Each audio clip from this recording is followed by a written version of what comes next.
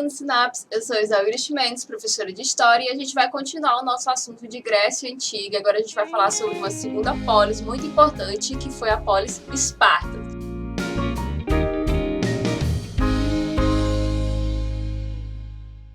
Você já deve conhecer aí de um filme bem conhecido aí, dos 300. A gente vai começar falando um pouco sobre a localização. Como a gente já falou em aulas anteriores, é importante se ater à localização. A região em que Esparta se localizava era justamente a região da Lacônia, que fica na península do Peloponeso, exatamente aqui, onde está no mapa mostrando para vocês. E essa região era uma região bastante fértil. É uma das poucas regiões férteis que vai ter aí nesse mapa, onde a gente vai encontrar os gregos, que inicialmente a gente chama eles de gregos, mas eles se autoconheciam como helenos. Como que era a política desses espartanos? Como eu já havia falado, a Grécia ela não foi um império, ela foi uma região. Na verdade, como eu já havia falado, a Grécia ela não foi um império, ela foi um conjunto de polis independentes que tinham costumes parecidos e falavam a mesma língua, apesar de ter bastantes dialetos. Eles falavam a mesma língua e tinham costumes parecidos. Culturalmente, eles eram, de certa forma, entre aspas, unificados por isso, mas eles não eram um império. Era apenas polis independentes, e Esparta era uma dessas polis. A política de Esparta ela é um pouco diferente da política da outra polis que a gente já tinha falado, que foi Atenas. Aqui a gente vai ter uma oligarquia, que é o poder na mão de poucas pessoas, e também uma diarquia. Aqui a gente vai ter uma oligarquia, que é poder na mão de poucas pessoas, e também uma diarquia. A gente não vai ter, assim como a monarquia é governada por um rei, na diarquia a gente vai ter 2 reis. E basicamente eles vão ser separados aí pelos poderes judiciários. Um vai comandar um pouco sobre a religião e outro mais sobre os aspectos judiciários, mas esses poderes eles se misturam, não existe uma definição muito clara, como a gente tem hoje, o que é judiciário, o que é executivo, mas basicamente essa diarquia ela era dividida entre um rei, um de olho no outro. E também a gente vai ter a gerúsia, que aqui, como vocês podem ver, é um conselho com 28 anciões com mais de 60 anos, que eles vão escolher 5 homens para poder fazer parte do poder executivo, que é na Éfora. Como eu falei, eu falo assim executivo, que é para vocês terem uma noção melhor, mas eles não lidavam só com o poder executivo. Esses 5 homens, eles faziam parte dessas Éforas, eles tinham que ser homens livres, e eles compartilhavam desse poder com o rei. A gente também vai ter uma assembleia que vai ser chamada de apela. Essa assembleia ela vai servir de consulta popular. Lembre, a gente não vai ter uma participação efetiva da população nesse governo. Vai ser apenas uma consulta. Eles vão estar lá para dizer se gostaram ou não, mas se eles gostarem, como não, quem decide mesmo é o rei, é quem faz parte aí desse governo. E na economia, a economia, como eu falei, eles estão numa região onde o plantio vai ser possível, uma região em que uma das poucas regiões onde a agricultura vai ser viável, então a economia deles vai ser basicamente da agricultura, devido à sua localização. E a sociedade? A sociedade deles basicamente era dividida entre livres e não livres. Dentro desses livres e não livres, a gente vai ter os esparciata, os perieco, os hilotas, que vai ser basicamente, os esparciatas são os cidadãos livres. Esses cidadãos livres, eles vão poder participar tanto do exército, como poder ter participações políticas. Aqueles que vão fazer parte desse exército, eles, com cerca de 7 anos de idade, os homens da família, eles são levados para serem treinados a partir dos 7 anos de idade. Até os 17 anos, quando eles vão ter a formatura deles. E essa formatura se baseia em eles matarem o máximo de hilotas possíveis. Hilotas aqui são os servos, os escravos. Por que eu chamo de servos e não escravos? Eles são servos porque eles não podem ser vendidos. Então, não posso dizer que eles são necessariamente escravos. Mas é como se fossem. E os periecos são as pessoas livres. E não é pelo fato deles serem livres, deles não serem escravos, que eles têm um benefício muito maior, até porque eles não... Pelos status sociais, eles não são considerados pessoas livres, de fato, porque eles têm que trabalhar para sobreviver. Então, quando se trabalha para sobreviver, ainda não é muito bem visto nessa sociedade. O cidadão livre, de fato, são aqueles grandes proprietários de terra, os aristocráticos. Essa sociedade ela é bastante aristocrática.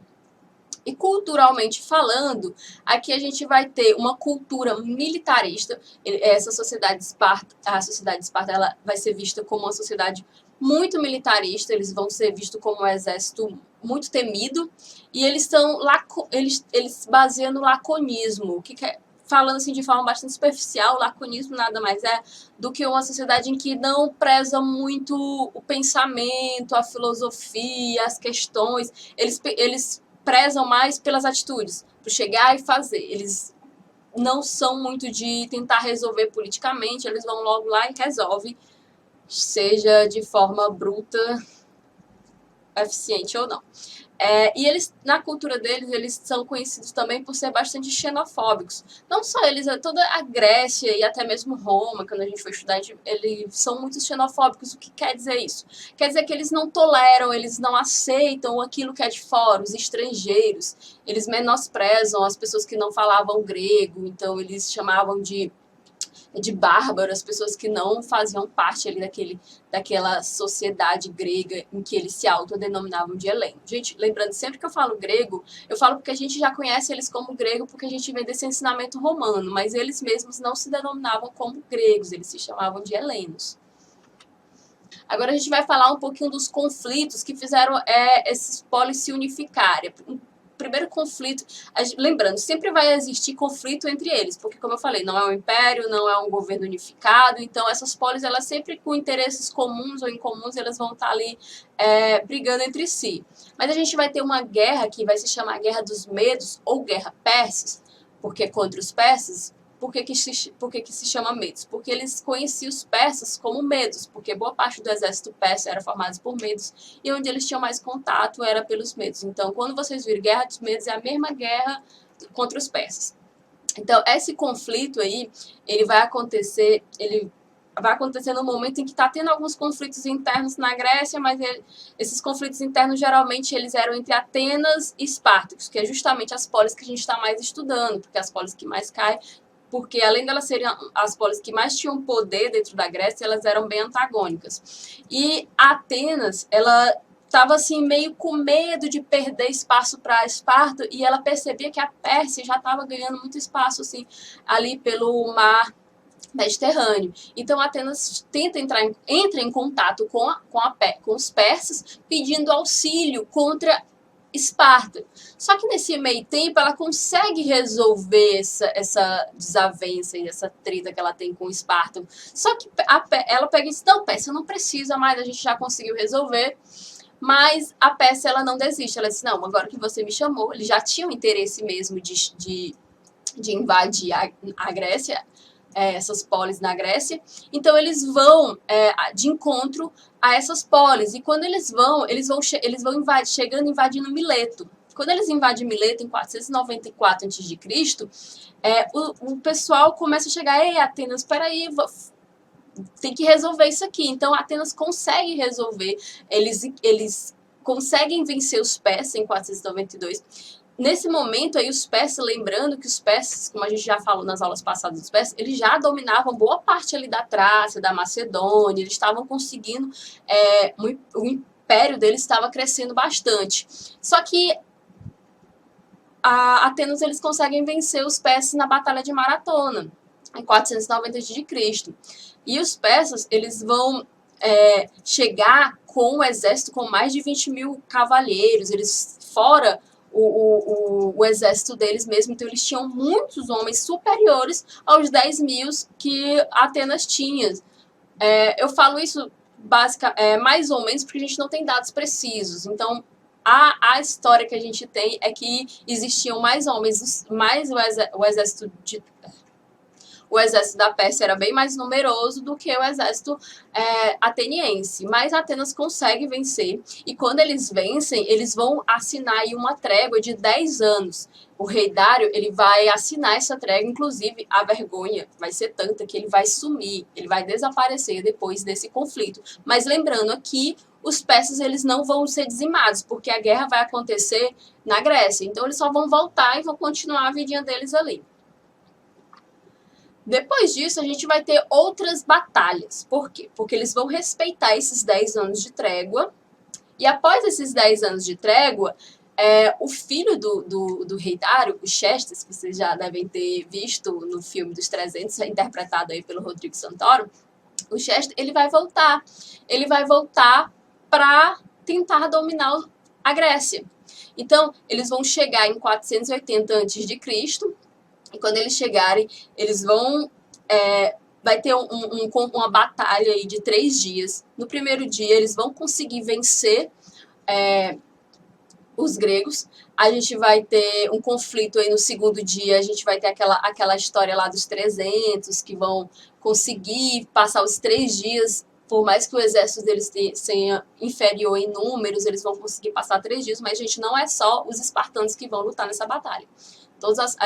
Boa parte dos atenienses, bem, várias polis gregas vão lutar nessa batalha. E no segundo dia a gente vai ter muitas baixas, tanto de um lado quanto de outro. A gente já vai ter aí uma certa igualdade. Aí no primeiro dia os gregos tinham perdido, no segundo eles vão ter muitas baixas, mas eles vão causar também muitas baixas aí nos persas. E no terceiro dia a gente vai ter a traição do grego Efiltes, que ele ficou bastante conhecido por ter traído os gregos. Ele vai dar informações para o rei Xerxes e os gregos eles vão perder. E quando eles perdem, Atenas vai ser invadida e incendiada. Só que as pessoas já tinham todas se refugiado, eles já sabiam, né, que iam perder essa guerra, então Atenas vai ser incendiada, mas não vai ter perdas de pessoas não vão ser queimadas aí. Só que nesse tempo em que estava tendo esse conflito, a gente vai ter aí um almirante ateniense que ele, durante esse conflito, ele vai estar se armando e ele vai conseguir montar um número equivalente de navios, mas assim, ele vai ser menos navios do que os persas, mas vão ser navios bem mais preparados para guerras, navios em que você é bem protegido para derrubar navios de guerra. Então, nesse tempo aí desse primeiro conflito que a gente vai ter, ele vai se preparar e a gente vai ter posteriormente a Batalha de Salaminda, que vai ser feita por mar. E os gregos, eles eram bem melhores de guerrear no mar do que em terra. Por mais que os gregos só tivessem 200 navios e os persas 400 navios, os gregos vão conseguir vencer essa batalha no mar. Então, depois disso, a gente vai ter várias outras batalhas. Vai ter a Batalha de Micaé, de Plateia, várias outras batalhas, até ter realmente assinado a paz de Cálice em 448, quando o rei realmente vai assumir a supremacia da Grécia no mar. E então eles vão se retirar. Lembrando, eles não vão ser dizimados, a Pérsia não vai ser invadida aí, não vai ser o momento em que os persas vão sumir. Eles simplesmente vão perder essa batalha, mas eles vão voltar aí para o império deles e continuar tendo o império deles. Um dos motivos que vai levar eles vencerem essa guerra aí contra os persas vai ser justamente a unificação. Porque aquela coisa, eles brigavam muito entre si, mas quando chegava o estrangeiro, eles se uniam forças para expulsar esse estrangeiro. Então, a união grega vai ser um fator determinante para eles poderem vencer os persas. Só que depois que eles vencem os persas, eles vão voltar a brigar entre si.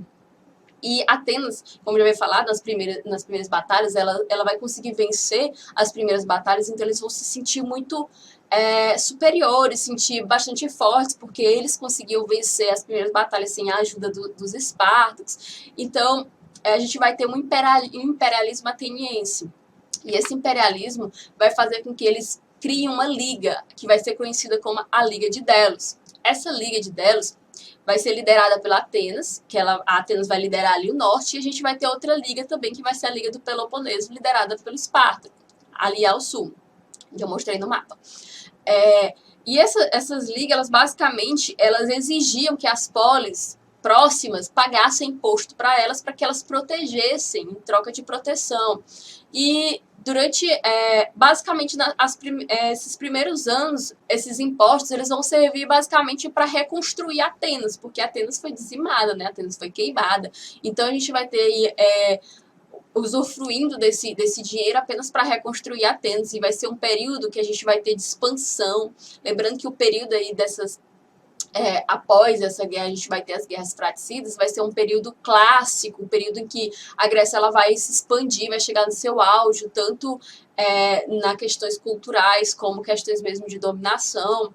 vai ser no século V, aí o período em que o rei Péricles ele vai dominar. Muitos vão até chamar de século de Péricles, porque, lembrando, como eu já falei nas aulas passadas, ele vai ser o rei que vai trazer várias mudanças no governo aí de Atenas, como basicamente criar um salário para os governantes que dava a oportunidade de pessoas pobres poderem participar da política, já que existia um salário para isso. Ele também vai fazer várias construções. Uma das construções mais conhecidas é o Partenon, aqui no exemplo que eu trouxe para vocês. E ele vai ser muito conhecido justamente por essas medidas. Só que nesse meio termo a gente vai ter muitas polis aí insatisfeitas por terem que pagar esses impostos. E aí a gente vai ter uma polis bastante insatisfeita da Liga do Peloponeso, que vai pensar em uma sacada de tentar fazer Atenas e Espartacos brigarem entre si para ver se resolve aí uma questão pessoal, que é a polis de Corinto. Ela vai simplesmente se retirar da Liga do Peloponeso e se oferecer para participar da Liga de Delos. Isso só para birrar aí. Então, os espartanos vão começar a ter certas desavenças aí com os atenienses. A gente vai ter vai ser o começo das guerras fratricidas. Por que a gente chama de guerras fratricidas? Que são guerras entre irmãos, guerras fraternas. Essas guerras fratricidas elas vão começar aí com a Guerra do Peloponeso, que vai de 1431 a.C. até 402 a.C. E aí vai ser vários conflitos. A primeira batalha que vai ser de Egospotamus. Essa batalha aí a gente vai ter os atenienses vencendo, mas a gente posteriormente Tebas vai vencer os atenienses. Vocês não precisam se ligar muito nessa cronologia. Basicamente, vocês precisam entender que esses conflitos enfraqueceram muito a Grécia. Posteriormente, a gente vai ter outra batalha em que Tebas vai vencer Esparta. Tebas não vai ficar muito tempo no poder, cerca de 9 anos, até a gente ter a batalha de Mantineia, que vai enfraquecer os gregos até eles chegarem. Os atenienses, por incrível que pareça, vão se unir com os espartanos para derrubar Tebas. E aí a gente, por mais que eles vençam, não vai ser bem uma vitória, vai ser quem perdeu menos, porque numa guerra se tem muitas perdas, muitas baixas, o custo sai muito caro, e aí a gente vai conseguir que Atenas e Esparta voltem ao poder, aí vençam Tebas, mas eles vão estar muito fragilizados. E o resultado desses conflitos vai ser que eles não vão se unir mais contra exércitos de fora que entrarem. Isso vai fazer com que, na Batalha de Queroneia, os macedônios consigam dominar várias polis gregas. Eles vão dominar várias polis gregas, exceto Esparta. Eles não vão chegar a dominar Esparta, mas eles vão dominar várias polis gregas, que vai ser um assunto aí que a gente vai tratar no próximo vídeo, que vai ser sobre a Macedônia. Então, a Macedônia vai chegar a dominar os gregos na Batalha de Queroneia em 338 a.C. E desse momento a gente vai ter o fim aí dessas polis gregas, apesar da gente ainda ter os espartanos, mas os espartanos eles vão estar mais ali escondidinhos, mais na deles, porque, enfim, a gente vai ter um império que vai reinar aí posteriormente, que vai ser o Império da Macedônia. Mas, bom, a gente falou um pouco da política, né, de como foi, dos conflitos que teve na Grécia, falou um pouco sobre Atenas, falamos sobre Esparta, mas a religião deles é uma religião politeísta. Se você quiser saber um pouco mais se aprofundar mais sobre a religião grega, eu te indico esse livro aqui, A Teogonia do Hesíodo. É um livro maravilhoso que fala muito sobre como que era a mitologia grega.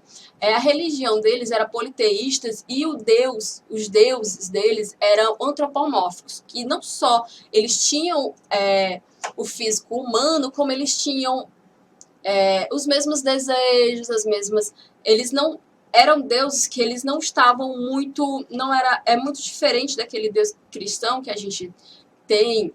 Muito diferente do Deus cristão, eles não estavam muito preocupados com o que os seres humanos faziam, se eles pecavam, eles não ficavam ali vigiando os seres humanos. Eles tinham paixões, eles tinham desejos. A única diferença é que eles não morriam, mas eles sentiam dor, eles sentiam raiva, eles sentiam inveja. Tanto que eles acreditavam muito também sobre a energia as energias. Existia um Deus para cada o deus da água, o deus da terra, deus do amor. Então eles tinham um deus para cada sentimento e o deus deles estava muito mais próximo dos seres humanos. Era um deus que muitas vezes até descia dos céus para se relacionar com os seres humanos. E a cultura deles é bastante conhecida pelo teatro grego. O teatro não foi inventado na Grécia, mas ele foi bastante difundido como um teatro grego. Tanto existe influência aí também da religião, há relatos, uma das teorias mais aceitas, que o teatro tenha começado aí como uma representação de Dionísio, que é um deus do vinho, quando eles bebiam muito, começavam a representar, e começou essa questão da representação. O teatro, ele é bastante valorizado nessa sociedade, inclusive tinham construções de teatros que cabiam mais de 500 pessoas. O teatro aqui, ele era basicamente entre comédia e drama, as apresentações, e por incrível que pareça, eles não tinham microfone, cabiam 500 pessoas nesse estádio, vocês podem ver aqui na imagem, mas não tinha microfone. A teoria que acreditamos é que das máscaras existia alguma forma que eles pudessem amplificar a voz e que as pessoas tinham que ficar bem caladinhas e silenciosas para poder escutar. E outra coisa que faz bastante parte da cultura deles é a literatura. A literatura, a poesia, eles eram muito bons em história, filosofia, arquitetura, escultura, pintura, medicina, e também a questão da democracia, que a gente vai ter aí em Atenas. É uma particularidade que vai surgir em Atenas, que durante esse período só vai ter em Atenas. O critério de beleza, esse critério de beleza que a gente tem hoje, ele surgiu aí na Grécia, essa questão da leveza, da simetria. Você pode até observar nas esculturas a questão, essa ideia de beleza que nós temos hoje, ela vem muito aí da Grécia Antiga.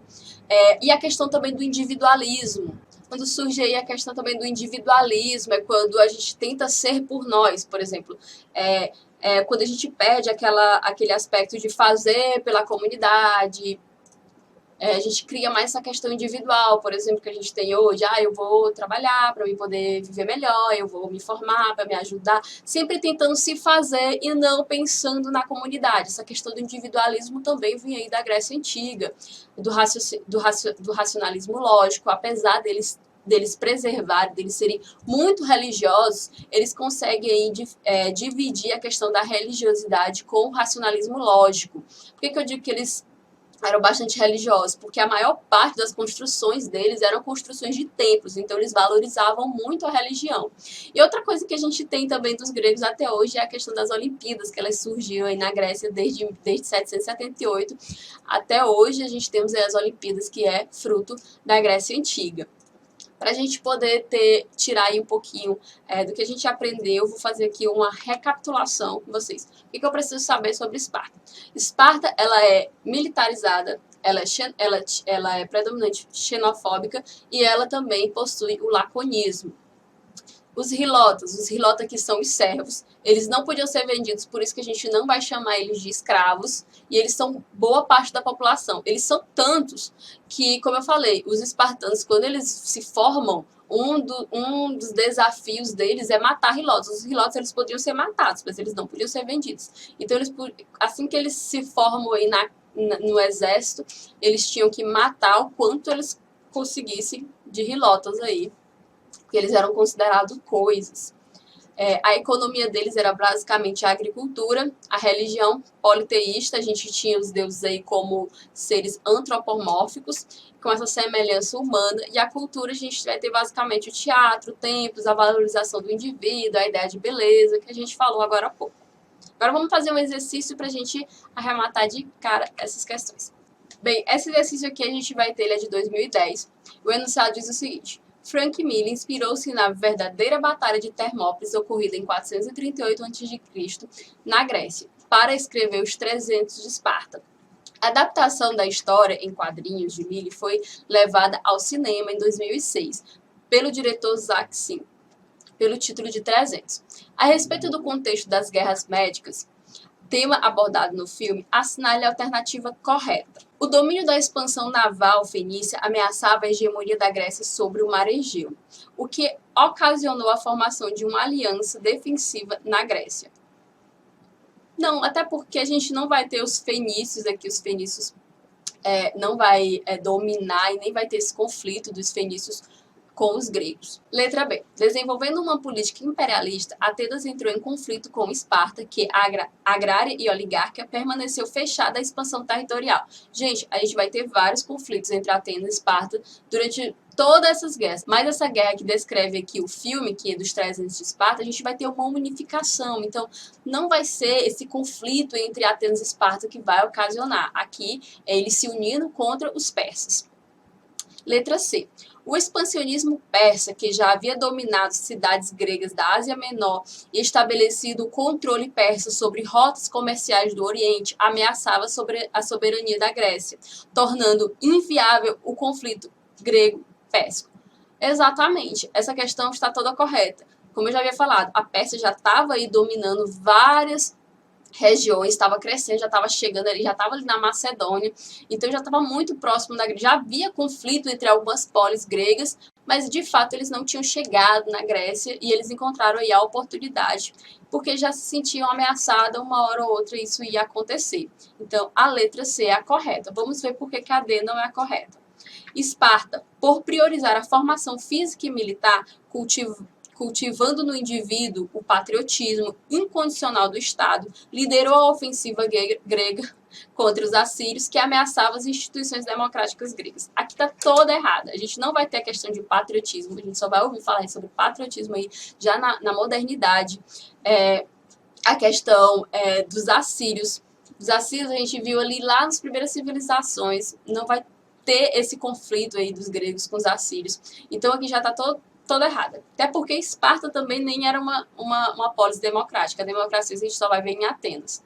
Letra E. O forte espírito militarista presente na cultura helenística e difundido em todas as polis gregas permitiu que o conflito contra os medos, a Grécia obtivesse a supremacia militar e se sagrasse vencedora. A gente não vai ter esse militarismo difundido em todas as polis. Como a gente já tinha falado, Atenas não é uma polis militarista. Quem é uma polis militarista aí é Esparta. Então, só o fato de a gente já ter uma diferente da outra, a gente já não pode utilizar esse termo aí que todas as polis eram militaristas e não havia essa supremacia militar. Então, a gente pode arrematar aqui que a questão correta é a letra C. E, gente, eu espero que vocês tenham entendido, eu espero que vocês tenham gostado e agregado aí no seu conhecimento. A gente se vê na próxima aula.